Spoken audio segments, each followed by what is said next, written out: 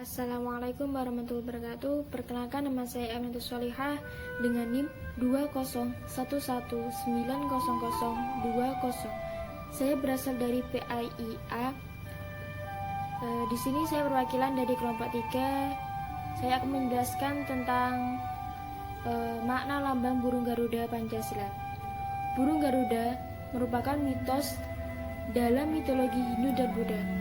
Garuda dalam mitos tersebut digambarkan sebagai makhluk separuh burung dan separuh manusia. Lambang Garuda diambil dari penggambaran kendaraan Batara Wisnu, yakni Garudeya. Garudeya itu sendiri dapat kita temui pada salah satu pahatan dari Candi Kidal yang terletak di Kabupaten Malang, tepatnya di Desa Rajo Kidal, Kecamatan Tumpang, Kabupaten Malang, Jawa Timur. Garuda sebagai lambang negara menggambarkan kekuatan dan kekuasaan, sedangkan warna emas melambangkan tentang kejayaan. Karena peran Garuda dalam cerita pewayangan Mahabharata dan Ramayana, maka posisi kepala menoleh ke kanan. Sedangkan jumlah bulu yang ada di burung Garuda melambangkan hari proklamasi Indonesia, yaitu pada tanggal 17 Agustus 1945. Pembagiannya yaitu yang pertama, jumlah bulu pada masing-masing sayap berjumlah 17. Yang kedua, jumlah bulu pada ekor berjumlah 8. Yang ketiga, jumlah bulu di bawah perisai atau pangkal ekor berjumlah 19. Yang keempat, yaitu jumlah bulu di leher berjumlah 45. Di bagian dada burung Garuda terdapat perisai. Perisai merupakan lambang bertanda negara Indonesia. Gambar perisai tersebut dibagi menjadi 5 bagian. Bagian latar belakang dibagi menjadi 4 dengan warna merah putih melambangkan warna bendera Indonesia. Merah berarti keberanian dan putih berarti suci. Dan sebuah perisai kecil miniatur dari perisai yang besar berwarna hitam berada tepat di tengah-tengah. Garis lurus horizontal yang bagi perisai tersebut menggambarkan bahwasanya garis khatulistiwa yang tepat melintasi Indonesia di tengah-tengah. Setiap gambar yang terdapat pada perisai tersebut berhubungan dengan simbol-simbol dari sila Pancasila, yaitu yang pertama bintang 5, melambangkan sila pertama yaitu ketuhanan Yang Maha Esa. Perisai hitam dengan sebuah bintang emas berkepala 5 menggambarkan bahwa di Indonesia terdapat 5 agama. Yang pertama yaitu Islam, yang kedua Kristen Katolik, yang ketiga Kristen Protestan, yang keempat Hindu, dan yang kelima Buddha. Sedangkan yang kedua yaitu rantai emas menggambarkan sila yang kedua yaitu kemanusiaan yang adil dan beradab. Rantai yang tersusun atas gelang-gelang kecil ini menggambarkan bahwa hubungan antara manusia satu dengan yang lainnya itu saling berhubungan. Yang ketiga yaitu pohon beringin. Pohon beringin menggambarkan sila yang ketiga yaitu persatuan Indonesia. Pohon beringin adalah sebuah pohon yang memiliki banyak akar yang menggelantung dari ranting-rantingnya. Hal ini menggambarkan bahwa Indonesia sebagai negara kesatuan yang memiliki berbagai budaya yang berbeda-beda. Yang keempat yaitu kepala banteng, menggambarkan sila keempat yaitu kerakyatan yang dipimpin oleh hikmat kebijaksanaan dalam permusyawaratan perwakilan. Banteng adalah binatang sosial, sama halnya dengan manusia. Cetusan Presiden Soekarno di mana pengambilan keputusan yang dilakukan bersama atau musyawarah, gotong royong, dan kekeluargaan merupakan nilai-nilai khas bangsa Indonesia. Yang kelima yaitu padi dan kapas, menggambarkan sila yang kelima yaitu keadilan sosial bagi seluruh rakyat Indonesia. Padi dan kapas menggambarkan tentang sandang, dan pangan merupakan kebutuhan pokok setiap masyarakat Indonesia tanpa melihat status maupun kedudukannya. Hal ini menggambarkan bahwa persamaan sosial di mana tidak adanya kesenjangan sosial antara yang satu dengan yang lainnya. Namun hal ini bukan berarti bahwa negara Indonesia menggunakan ideologi komunisme.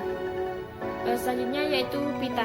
Pita yang dijengkam oleh burung Garuda bertuliskan semboyan negara Indonesia yaitu Bhinneka Tunggal Ika, yang berarti walaupun berbeda-beda tetapi tetap satu, yang menggambarkan keadaan bangsa Indonesia yang terdiri dari beraneka ragam agama, budaya, suku, adat istiadat, kepercayaan, dan lain-lain. Namun, dengan perbedaan tersebut, bangsa Indonesia tetap satu bangsa, satu bahasa, dan satu tanah air. Sekian dari saya. Wassalamualaikum warahmatullahi wabarakatuh. Assalamualaikum warahmatullahi wabarakatuh. Saya Adina Nabila dari PAIA dengan 201190016 dari kelompok 3 akan menjelaskan tentang sejarah lahirnya Pancasila. Sejarah Pancasila ini dimulai dari pemberian janji kemerdekaan kepada bangsa Indonesia oleh Perdana Menteri Jepang. Perdana Menteri Jepang itu salah satunya adalah Kuniaki Koizumi pada tanggal 7 September 1945. Pada tanggal 29 April 1945, pemerintahan Jepang membentuk BPUPKI. Tujuan dibentuknya BPUPKI adalah untuk mempelajari hal-hal yang hubungan dengan tata pemerintahan Indonesia merdeka. Awalnya BPUPKI memiliki anggota 70 orang, kemudian ditambah dengan 6 orang pada sidang kedua. Sidang pertama dilaksanakan pada tanggal 29 Mei 1945 sampai 1 Juni 1945. Muhammad Yamin bahwa pada tanggal 29 Mei 1945 mengumumkan 5 asas bagi negara Indonesia, yaitu kebangsaan, kemanusiaan, ketuhanan, kerakyatan, dan kesejahteraan rakyat. Oleh panitia 5 diragukan kebenarannya. Pada hari keempat, Soekarno mengusulkan 5 asas, yaitu kebangsaan Indonesia, internasionalisme atau perikemanusiaan, persatuan dan kesatuan, kesejahteraan sosial, dan ketuhanan yang Maha Esa. 5 asas tersebut oleh Soekarno dinamakan Pancasila. Pidato Soekarno diterima dengan gegap gembira oleh peserta sidang. Oleh sebabnya pada tanggal 1 Juni 1945 dikenal sebagai Hari Pancasila. Pada tanggal 17 Agustus 1945, setelah upacara proklamasi kemerdekaan, datang beberapa utusan dari wilayah Indonesia bagian timur. Beberapa utusan tersebut adalah sebagai berikut: Samratulangi wakil dari Sulawesi, Hamidan wakil dari Kalimantan, 1 Ketua Beja wakil dari Nusa Tenggara, Latu Hari-Hari wakil dari Maluku. Mereka semua berkeberatan dan mengamukan pendapat tentang bagian kalimat dalam rancangan pembentukan undang-undang. Pada sidang PPKI tanggal 18 Agustus 1945 bersamaan dengan penetapan rancangan pembukaan dan datang buku Undang-Undang Dasar 1945, Pancasila ditetapkan sebagai dasar negara Indonesia.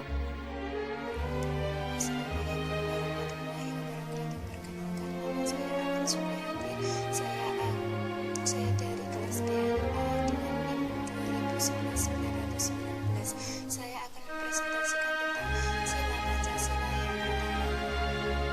Sila Pancasila pertama yang dilambangkan bintang dengan berbunyi ketuhanan yang Maha Esa, mengandung pengertian bahwa bangsa Indonesia mempunyai kebebasan menganut agama dan menjalankan ibadah yang sesuai dengan ajaran agamanya, dengan sikap toleransi serta saling menghormati satu dengan yang lainnya. Jadi di negara Indonesia tidak boleh adanya sikap atau perbuatan yang bersifat anti agama atau yang disebut dengan ateisme. Adapun agama yang ada ada di Indonesia itu ada 6, antara lain 1. Agama Islam, 2. Agama Kristen, 3. Agama Katolik, 4. Agama Buddha, 5. Agama Hindu, 6. Agama Konghucu. Pancasila dengan sila pertama adalah sebuah falsafah yang sesuai dan bersahabat dengan agama. Oleh karena itu, sudah seharusnya sebagai insan yang beriman dan bertakwa kepada Allah Subhanahu wa taala dengan mendirikan perintahnya guna meningkatkan kesulihan kita. Kita sebagai bangsa Indonesia sudah sepatutnya menyadari realitas kemajemukan Indonesia sebagai sebuah berkah dari Allah Subhanahu wa taala yang perlu dikembangkan dan dilestarikan. Sebagai umat beragama yang beriman dan bertakwa kepada Allah Subhanahu wa taala, sudah semestinya kita menanamkan nilai-nilai kebenaran, kebaikan, kejujuran dan menjadi kuat karena terbangun dari jalanan keberagaman yang harmonis. Ketuhanan Yang Maha Esa merupakan sumber pokok nilai kehidupan bangsa Indonesia. Dengan sila ketuhanan ini tercakup nilai religius yang mengatur hubungan manusia dengan negara, hubungan negara dengan agama, hubungan manusia dengan Sang Pencipta, serta nilai-nilai yang menyangkut hak asasi yang paling asasi. Sekian dari saya. Wassalamualaikum warahmatullahi wabarakatuh. Sebagai sebuah berkah dari Allah Subhanahu wa taala yang perlu dikembangkan dan dilestarikan. Sebagai umat beragama yang beriman dan bertakwa kepada Allah Subhanahu wa taala, sudah semestinya kita menanamkan nilai-nilai kebenaran, kebaikan, kejujuran dan menjadi kuat karena terbangun dari jalanan keberagaman yang harmonis. Ketuhanan Yang Maha Esa merupakan sumber pokok nilai kehidupan bangsa Indonesia. Dengan sila ketuhanan ini tercakup nilai religius yang mengatur hubungan manusia dengan negara, hubungan negara dengan agama, hubungan manusia dengan Sang Pencipta, serta nilai-nilai yang menyangkut hak asasi yang paling asasi. Sekian dari saya. Wassalamualaikum warahmatullahi wabarakatuh. Assalamualaikum warahmatullahi wabarakatuh. Perkenalkan, nama saya Alvina Yudhiyati, 2011-917, nomor absen 16, Saya akan menjelaskan sila yang kedua, yaitu kemanusiaan yang adil dan beradab yang melambangkan rantai. Rantai yang disusun atas tiang-tiang kecil yang berwarna emas ini menandakan hubungan manusia satu sama lain yang saling membantu. Rantai yang terdapat pada sila kedua ini terdiri dari mata rantai yang berbentuk segi empat dan lingkaran yang saling terikat membentuk lingkaran.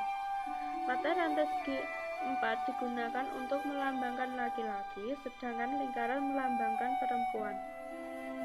Makna lambang Pancasila ini menggambarkan hubungan antara individu Indonesia yang dilakukan secara adil dan beradab sehingga hubungan masyarakat secara keseluruhan menjadi lebih kuat. Secara keseluruhan, makna lambang rantai ini adalah kita bersama manusia harus saling membantu satu sama lain tanpa melihat jenis kelamin, latar belakang, suku, budaya. Rantai yang saling terikat ini juga mengartikan bahwa jika semua masyarakat bersatu akan menciptakan negara yang kuat pula. Penerapan pada sila kedua ini yaitu 1. Tidak membedakan orang yang ada di sekitar kita.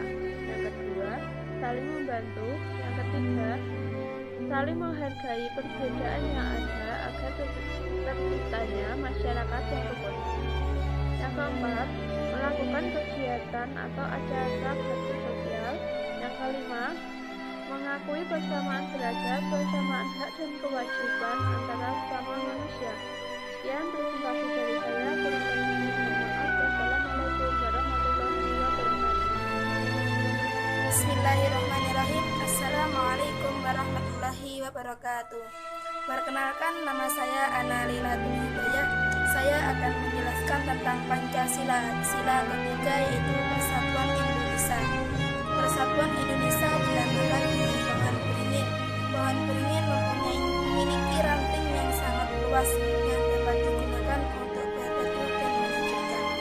Pohon beringin juga mempunyai akar yang sangat kuat seperti keanekaragaman suku, budaya, bangsa, dan ras yang ada di Indonesia yang harus tetap kokoh dan bersatu, seperti Pancasila sila ketiga yaitu Persatuan Indonesia.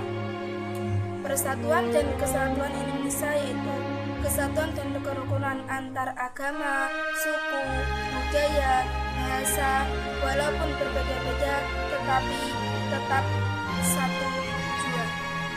Atau biasa yang kita kenal dengan sebutan Bhinneka Tunggal Ika, yaitu semboyan bagi bangsa Indonesia yang harus kita semuanya ketahui dan harus kita hafalkan. Menanamkan sikap cinta tanah air atau mengutamakan negara Indonesia lebih dari apapun. Kita menanamkan sikap mencintai dan kerukunan antara rakyat Indonesia dalam kehidupan antara suku, budaya, bahasa, dan ras yang ada di Indonesia. Dan saya juga akan memberikan beberapa contoh tentang persatuan Indonesia yang ada dalam kehidupan sehari-hari. Yang pertama yaitu mengembangkan sikap menghargai. Yang kedua, saling menghargai atau saling mengembangkan sikap asih, asah, dan asuh antar sesama manusia. Yang ketiga yaitu membina persatuan dan kesatuan bangsa Indonesia. Assalamualaikum warahmatullahi wabarakatuh. Perkenalkan, nama saya Amanda Fitri dari PAIA dengan NIM 201190018. Di sini saya akan menjelaskan makna dari sila keempat yang berbunyi kerakyatan yang dipimpin oleh hikmat kebijaksanaan dalam permusyawaratan atau perwakilan. Nah, kita sudah tahu bahwasanya Pancasila menjadi lambang, menjadi dasar sebuah negara, dan itu sudah mutlak, tidak bisa diganggu-gugat. Oleh karena itu, Pancasila tersendiri itu memiliki makna yang berbeda di setiap sila masing-masingnya. Nah, dalam makna sila keempat ini dilambangkan oleh gambar banteng, di mana hewan banteng itu ketika berkumpul, ketika mereka itu sedang bersama-sama berkumpul itu tadi, mereka akan saling menguatkan ketika ada pemangsa lain, hewan pemangsa lain. Seperti yang sudah dialami oleh kita sendiri sebagai mahasiswa, kita juga pernah bermusyawarah tentunya. Nah, itulah makna dari sila keempat. Permusyawaratan yang dipimpin oleh hikmat kebijaksanaan dalam kerakyatan yang dipimpin oleh hikmat kebijaksanaan dalam permusyawaratan perwakilan di sini, bahwa masyarakat Indonesia kita itu harus bermusyawarah secara mufakat. Dan dalam butir-butir Pancasila, sila keempat ini terdapat pertama, kita harus menjunjung tinggi permusyawaratan. Kita harus menjunjung tinggi pendapat orang lain. Jadi jangan sampai kita itu menang sendiri. Itu makna dari Pancasila sila keempat. Saya rasa itu yang dapat saya sampaikan. Mungkin hanya sedikit. Terima kasih. Assalamualaikum warahmatullahi wabarakatuh. Assalamualaikum warahmatullahi wabarakatuh. Perkenalkan, saya Amanda Fitri dari PAIA dengan nomor 01190021 akan mempresentasikan tugas dari Munas Studi, yaitu pendidikan kewarganegaraan, dengan kelompok 3, yaitu berupa Garuda Pancasila. Dan di sini saya bagian menjelaskan tentang sila kelima dalam Pancasila, yaitu keadilan sosial bagi seluruh rakyat Indonesia. Baik, langsung saja di sini saya akan menjelaskan sila terakhir dalam Pancasila, yaitu keadilan sosial bagi seluruh rakyat Indonesia. Sila ini diwakili oleh gambar kapas berwarna hijau dan padi berwarna kuning serta latar belakang berwarna putih pada lambang Garuda Pancasila. Seperti halnya keempat lambang lain, lambang ini juga mempunyai makna yang begitu mendalam dan mempunyai makna yang luhur. Padi dan kapas menggambarkan kebutuhan pokok seluruh masyarakat Indonesia. Kapas di sini merupakan simbol sebagai pakaian ataupun sandang yang sangat dibutuhkan oleh setiap warga Indonesia. Dan padi mencerminkan makanan pokok, dan tidak seorang pun warga Indonesia yang tidak membutuhkan makanan maupun pakaian, dan tidak peduli akan kedudukan maupun statusnya. Jika kebutuhan pangan dan sandang rakyat Indonesia sudah terpenuhi dengan baik, maka Indonesia bisa dikatakan sebagai negara yang makmur. Kedua gambar dalam lambang kelima Pancasila ini melukiskan tentang persamaan sosial. Ini berarti tidak ada kesenjangan dan perbedaan ekonomi maupun sosial bagi warga yang satu dengan warga yang lainnya. Di samping itu, keadilan sosial tidak hanya mencakup aspek ekonomi saja, melainkan juga mencakup kehidupan seperti kebudayaan dan politiknya juga. Seseorang yang bersikap adil berarti dia tidak hanya adil kepada dirinya sendiri, melainkan dia juga adil terhadap orang lain. Dan mereka yang telah melaksanakan kewajibannya tanpa menuntut haknya dahulu, berarti mereka sudah menerapkan prinsip ini dalam kehidupan sendiri. Ada beberapa hal yang bisa kita lakukan untuk menerapkan Pancasila sila kelima tersebut yang dilambangkan oleh padi dan kapas pada lambang Garuda Pancasila, yaitu antara lain sebagai berikut. Yang pertama yaitu memiliki kemauan untuk menolong orang lain, namun kita harus menyesuaikan dengan kemampuan kita sendiri. Yang kedua, selalu menghargai kerja keras orang lain dan hasil karya orang lain. Yang ketiga, tidak bertindak semena-mena terhadap orang lain. Yang keempat, menghormati hak dan kewajiban orang lain. Dan yang terakhir yaitu berani memperjuangkan keadilan bagi diri kita sendiri maupun orang lain. Mungkin cukup itu yang dapat saya sampaikan. Apabila ada kata-kata yang kurang berkenan, saya mohon maaf yang sebesar-besarnya. Saya Anna Kifliah. Usikum wa nafsi bittaqwallah. Wassalamualaikum warahmatullahi wabarakatuh.